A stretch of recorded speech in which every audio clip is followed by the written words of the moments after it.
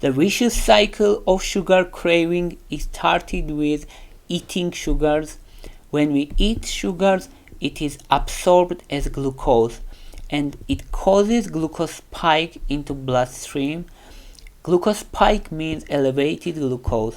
In response to elevated glucose, insulin is released from pancreas. Insulin is hormone which acts on cells, insulin receptors, and it causes absorption and utilize of glucose by cells.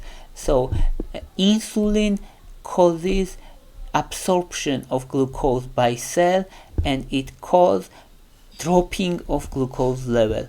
Here is first step of our vicious cycle, because we had glucose spike or fast increase of glucose level and then fast decrease of glucose level, and it caused sugar craving again. So the more sugar we eat, the more sugar we want after some time. Second step of vicious cycle of sugar craving is dopamine.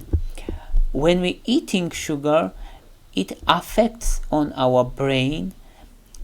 It affects dopamine center of our brain, which is called nucleus accumbens, and this part of the brain is responsible on decision making, reward system, and pleasure and reward.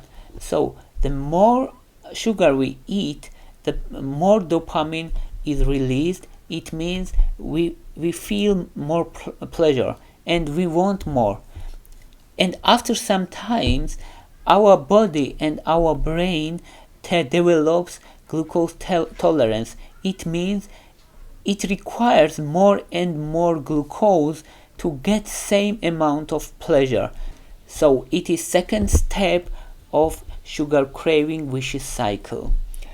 Third step, when we eat sugar and insulin is elevated and we continue consuming sugar, it causes constant elevation of insulin. Constant elevation of insulin causes insulin resistance, which means insulin does not effectively act on cell receptors. So more and more glucose stays into the blood even insulin is high, and it causes insulin resistance. During insulin resistance, also common leptin resistance, and leptin is high. Even leptin is high, which should cause satiety. We have leptin resistance also, and we have hunger and craving, because we have high insulin and we have high leptin. That's the mechanism why during insulin resistance we still have cravings of glucose and sugars. This is third component. If this situation is continued and vicious cycle is not broken, insulin resistance can convert it to diabetes mellitus. Diabetes mellitus is when glucose level is constantly elevated in the blood. Glucose level should be 126 or more milligram deciliter glucose into blood. It is diabetes mellitus. During diabetes mellitus, on early stages, glucose level is high, insulin level is high. After some period, pancreas is exhausted and insulin level drops. But anyway, even glucose is high in the blood, our cells still continuously experience hunger. It means cellular starvation, because they don't get enough glucose, because there is insulin resistance and they need this glucose for energy, and our cells constantly starving, and this cellular starvation causes also glucose starving or sweet starving. or sugar cravings.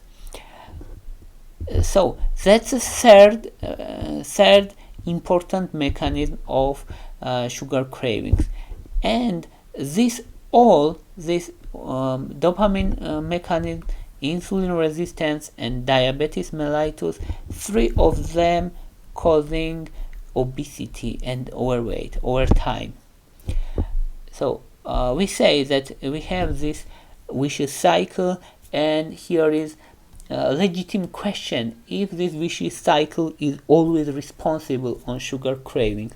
No.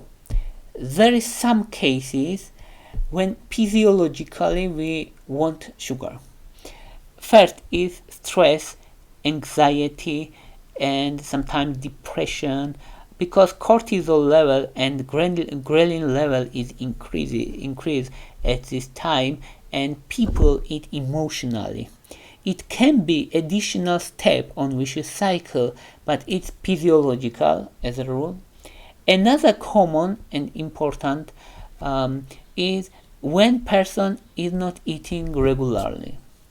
So if eating is not scheduled and interval between eatings are not regular, you may experience sugar fluctuations, because, for example, after eating from 2 to 3 hours, glucose starting decrease.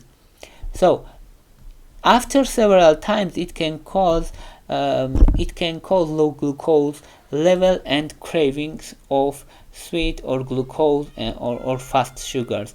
So it's physiological, of course, but this physiological process can help this above-mentioned vicious cycle, of course. And third important is magnesium deficiency. Magnesium deficiency can cause craving chocolate, because magnesium deficiency, even in developed countries, is very common.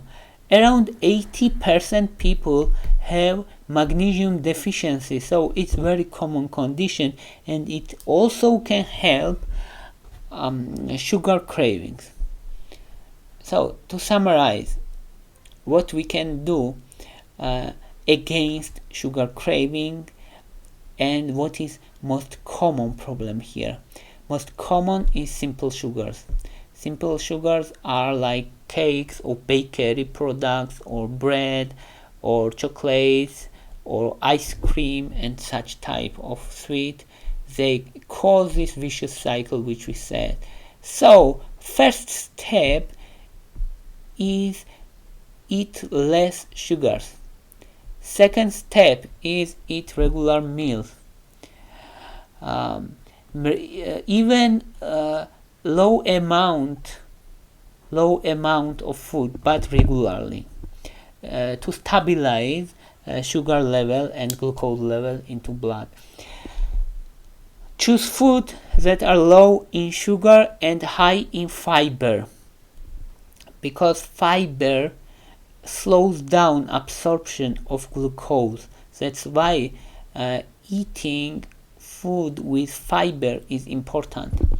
Drink plenty of water. Enough and adequate hydration is important. Get regular exercise, which improves insulin resistance. That's why it's important.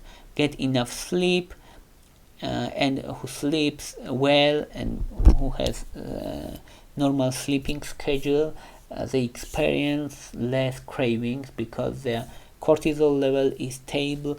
Their weight also is more stable generally. That's why. So what is most important here? Eat less sugar, get more vegetables, fruits, high in fiber, drink plenty of water, exercise 30 minutes per day, get adequate sleep. That's most important here. That's all I wanted to say. Thank you for your interest. Thank you for your watching. If you like my videos, please thumbs up. If you like my channel, please subscribe. Thank you very much. Bye for now.